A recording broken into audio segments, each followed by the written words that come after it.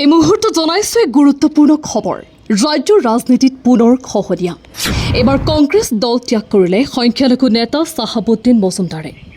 বিন্দাকান্দি সমষ্টিৰ নিৰ্বাচনী সমীকৰণ সলনি কৰি দিয়া এই খবৰক লৈ এতিয়া ৰাজনৈতিক মহলত সৃষ্টি হৈছে তীব্ৰ চাঞ্চল্যৰ বিন্দাকান্দি সমষ্টিৰ শক্তিশালী প্ৰাৰ্থিত্ব প্ৰত্যাশী তথা হোজাই জিলা সংখ্যালঘু কংগ্ৰেছৰ সভাপতি চাহাবুদ্দিন মজুমদাৰে অৱশেষত ত্যাগ কৰিলে দলৰ হাত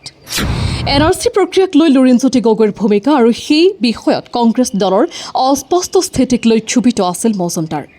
তেওঁৰ অভিযোগ সংখ্যালঘু সমাজৰ স্বাৰ্থৰ ক্ষেত্ৰত দলে সঠিক পদক্ষেপ গ্ৰহণ কৰা নাই